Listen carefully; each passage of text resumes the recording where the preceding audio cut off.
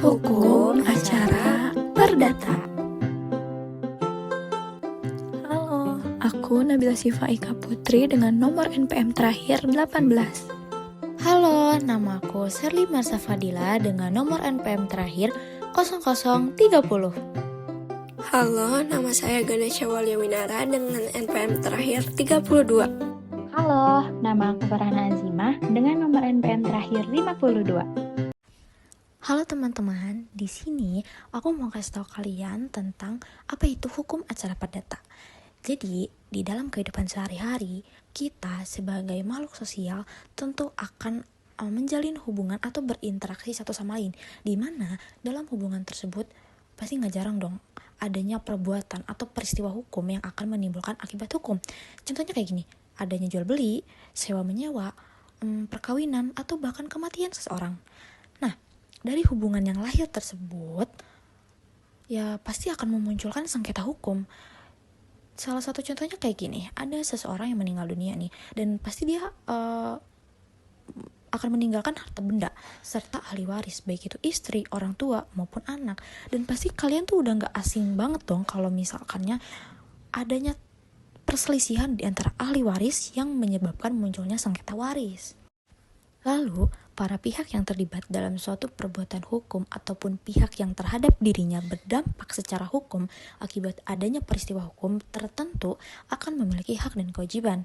Nah, aturan mengenai hak-hak dan kewajiban dari individu atau kelompok masyarakat tertentu dalam kedudukannya sebagai subjek hukum secara umum diatur dalam Kitab Undang-Undang Hukum Perdata atau yang kita kenal dengan KUH Perdata, yang merupakan ketentuan hukum perdata material. Sedangkan untuk menuntut hak-hak yang lahir dari adanya perbuatan atau peristiwa hukum tertentu yang terjadi di masyarakat, diatur dalam hukum acara perdata atau yang disebut sebagai hukum formil. Kedudukan hukum acara perdata bertujuan agar masyarakat mendapatkan kepastian hukum, yaitu bahwa setiap orang dapat mempertahankan haknya dengan baik, sedangkan orang yang melanggar hak orang lain dapat digugat melalui pengadilan. Oleh karena itu, hukum acara perdata pada umumnya bersifat memaksa karena dianggap demi untuk kepentingan umum agar kepentingan orang lain dapat dilindungi. Kemudian, ada pengertian hukum acara perdata menurut ahli, yaitu Sudikno Martokusumo, yang menyatakan bahwa hukum acara perdata merupakan peraturan hukum yang mengatur bagaimana caranya menjamin ditaatinya hukum perdata material dengan perantara hakim. Lalu, Retno Wulan S. dan Iskandar mengatakan bahwa hukum acara perdata disebut juga sebagai hukum perdata formal, yaitu semua kaidah hukum yang mengatur dan menentukan cara bagaimana melaksanakan hak-hak dan kewajiban perdata sebagaimana yang diatur dalam hukum perdata material. Selain itu, hukum acara perdata juga mengatur bagaimana caranya mengajukan tuntutan hak, memeriksa serta memutuskan dan melaksanakan daripada putusannya. Setelah kita mengetahui apa itu hukum acara perdata, maka kita akan membahas mengenai sejarah hukum acara perdata itu. Jadi, hukum acara perdata di Indonesia itu dikenal dengan istilah HIR. Ini pakai bahasa Belanda ya, teman-teman. Nah, nggak disebutkan karena takut salah pengucapan. Ini tuh bermula dari disingkat jadi IR atau Reglement Bumi Putra yang dirancang oleh Mr. H.L. Richards, yaitu presiden pada masa kolonial Belanda. Nah, berdasarkan surat keputusan Gubernur Jenderal Rochussen tanggal 5 Desember 1846 nomor 3, Richards ditugaskan menyusun aturan administrasi, polisi, serta proses perdata dan pidana untuk golongan bumi putra.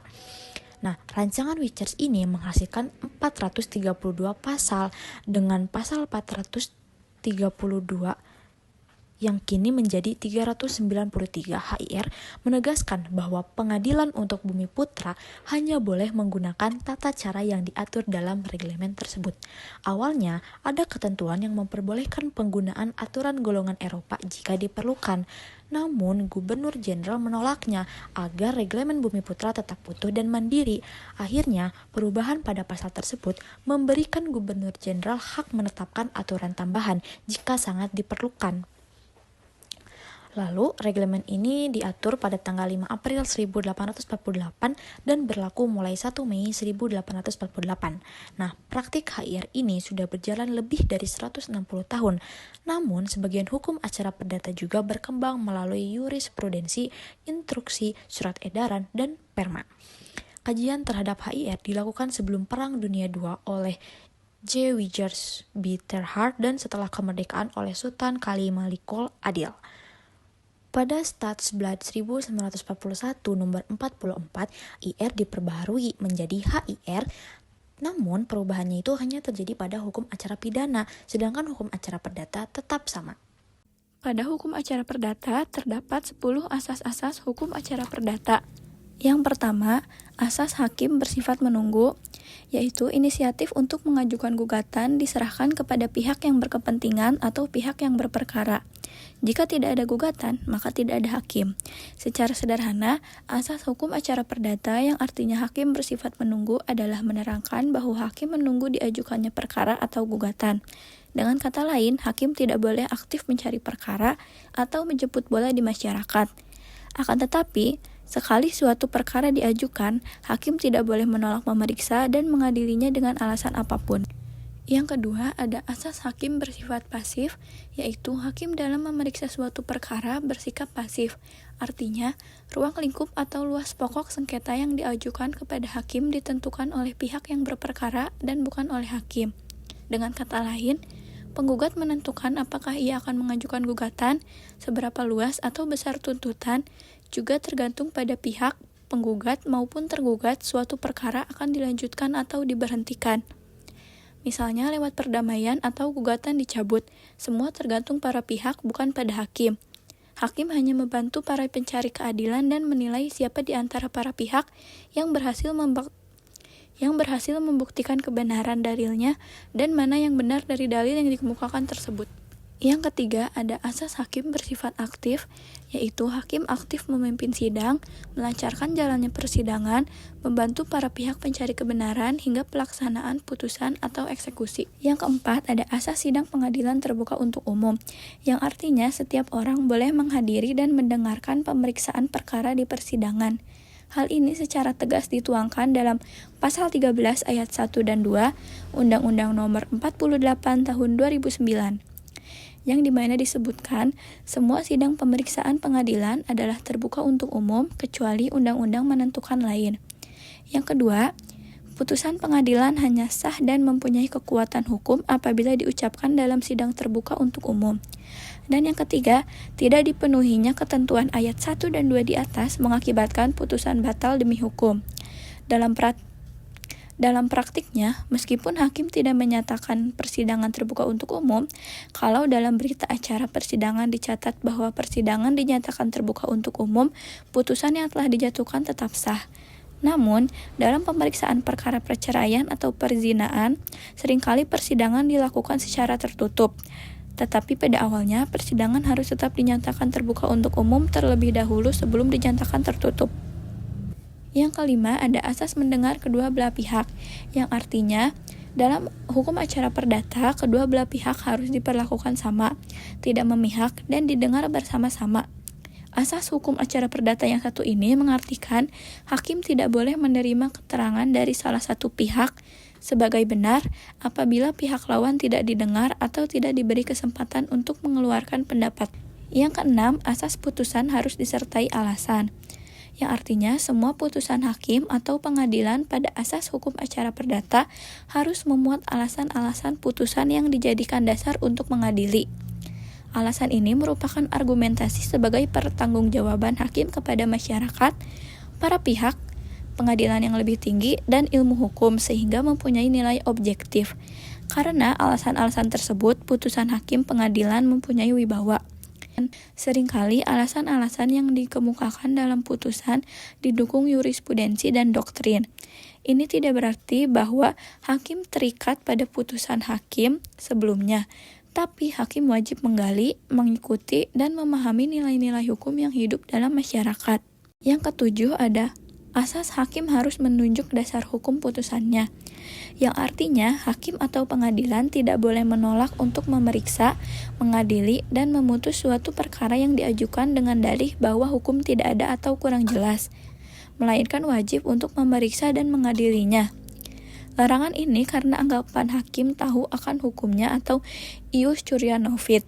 Jika dalam suatu perkara hakim tidak menemukan hukum tertulis, maka hakim wajib menggali, mengikuti, dan memahami nilai-nilai hukum dan rasa keadilan yang hidup dalam masyarakat. Yang kedelapan, ada asas hakim harus memutus semua tuntutan. Selain asas hukum acara perdata bahwa hakim harus menunjuk dasar hukum dalam putusan, hakim juga harus memutus semua tuntutan penggugat. Hakim tidak boleh memutus lebih atau lain daripada yang dituntut. Misalnya, penggugat mengajukan tuntutan agar tergugat dihukum mengembalikan utangnya.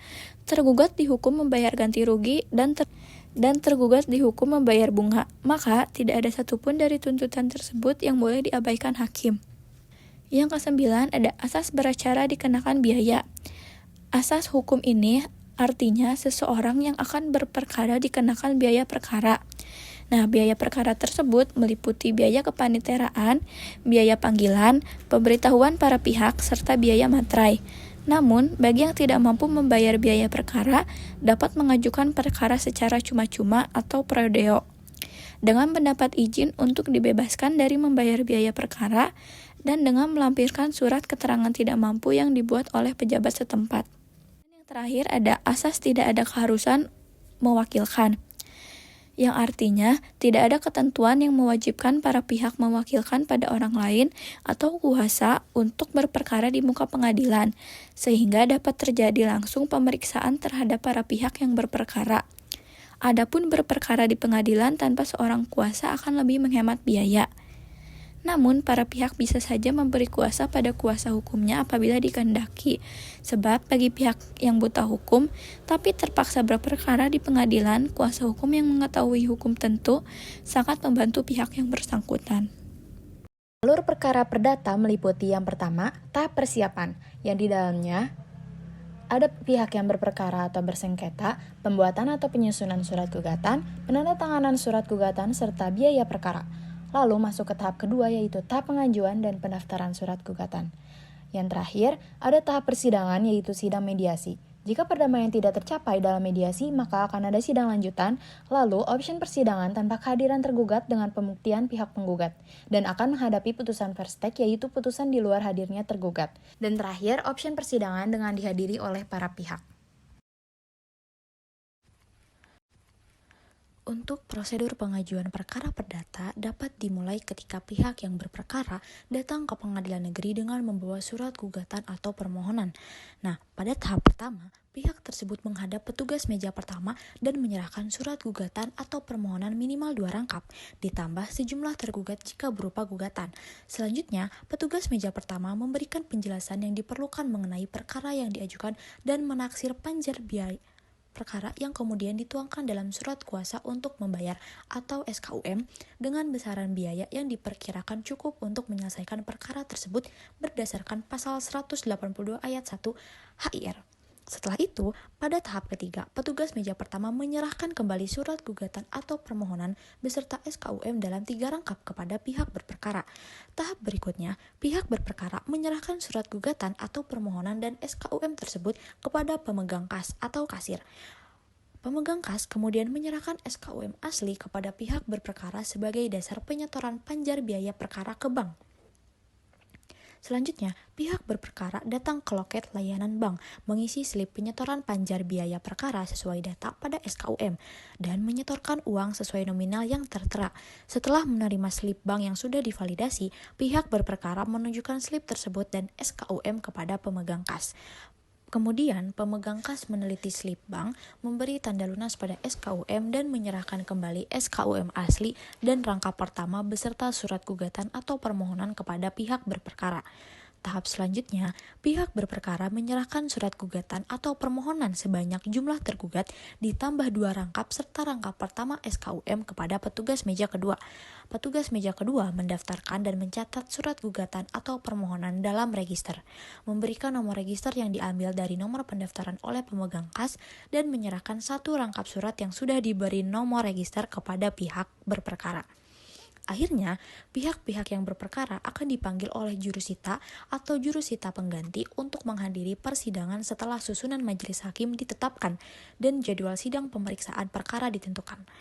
Nah, perlu dicatat bahwa bagi pihak yang tidak mampu secara ekonomi, dapat diberikan izin berperkara secara prodeo atau gratis dengan melampirkan surat keterangan tidak mampu dari lurah atau kepala desa yang dilegalisir oleh camat.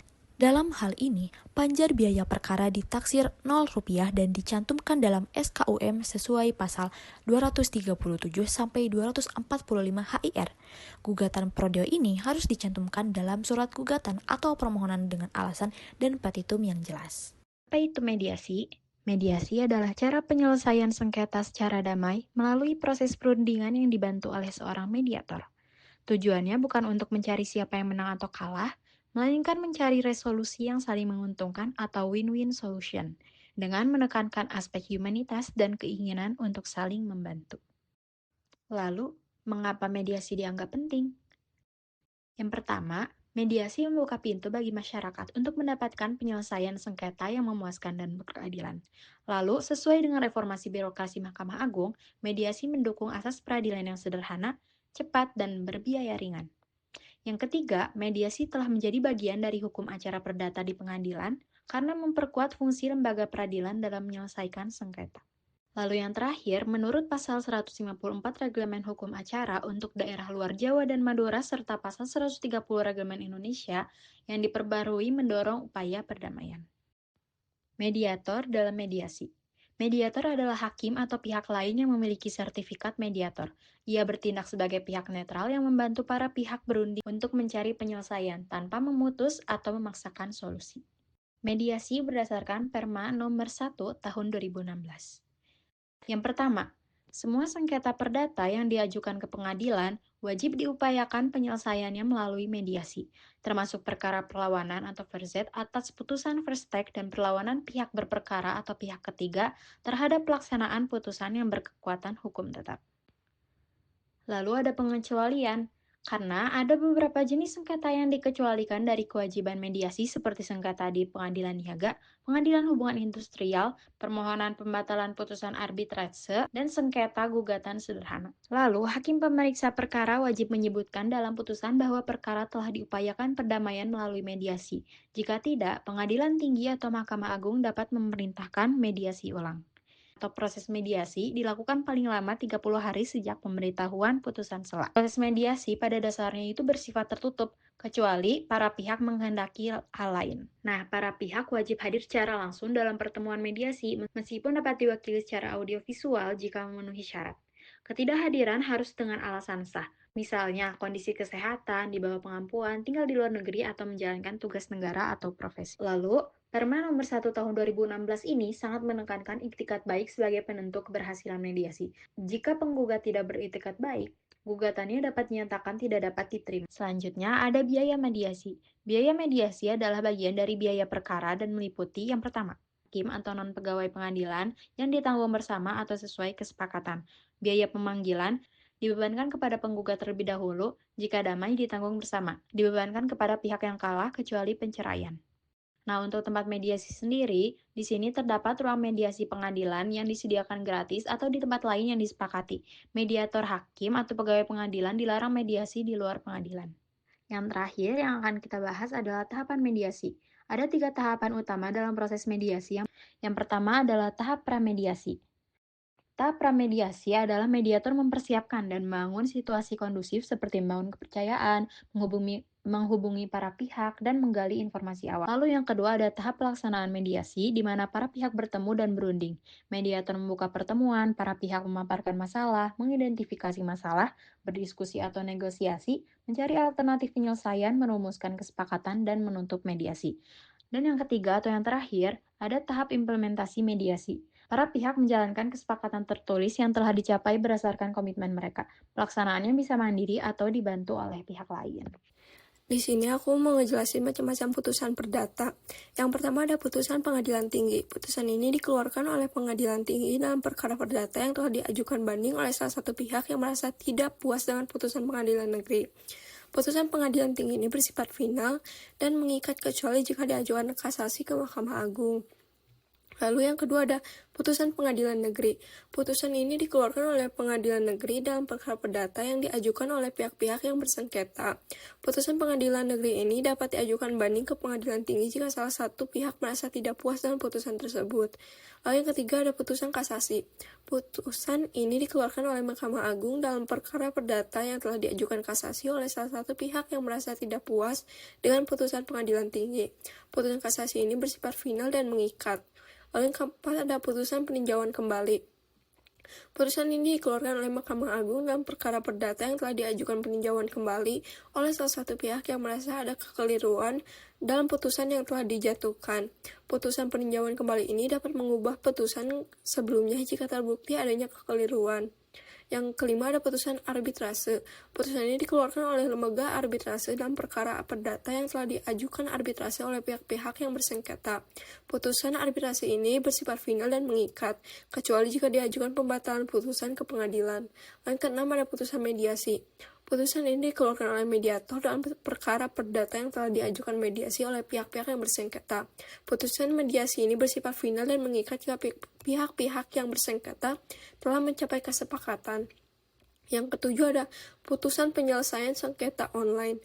Putusan ini dikeluarkan oleh lembaga penyelesaian sengketa online dalam perkara yang perdata yang telah diajukan penyelesaian sengketa online oleh pihak-pihak yang bersengketa. Putusan penyelesaian sengketa online ini bersifat final dan mengikat, kecuali jika diajukan pembatalan putusan ke pengadilan. Lalu yang kedelapan ada putusan lembaga penyelesaian sengketa konsumen. Putusan ini dikeluarkan oleh lembaga penyelesaian sengketa konsumen dalam perkara perdata yang telah diajukan penyelesaian sengketa konsumen oleh konsumen yang merasa dirugikan. Putusan lembaga penyelesaian sengketa konsumen ini bersifat final dan mengikat, kecuali jika diajukan pembatalan putusan ke pengadilan. Lalu ada upaya hukum setelah keputusan. Yang pertama ada upaya hukum biasa, yaitu mencakup perlawanan atau verzet. Upaya hukum terhadap putusan verstek hubungan yang dijatuhkan tanpa kehadiran tergugat. Verzet harus diajukan dalam waktu 14 hari setelah putusan verstek diberitahukan kepada tergugat.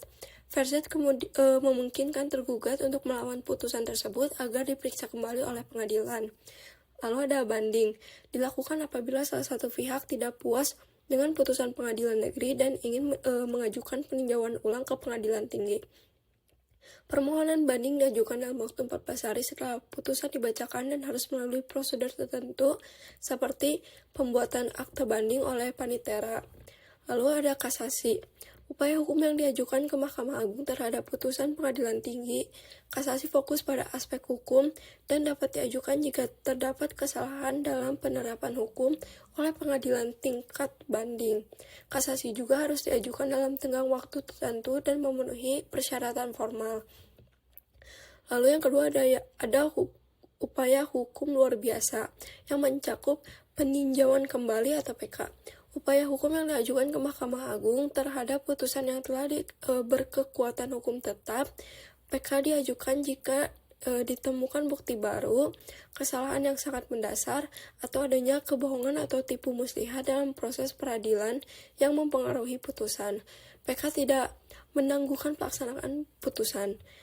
Lalu ada perlawanan pihak ketiga atau dender verzet. Upaya hukum yang diajukan oleh pihak ketiga yang merasa dirugikan oleh putusan atau eksekusi terhadap barang yang bukan miliknya.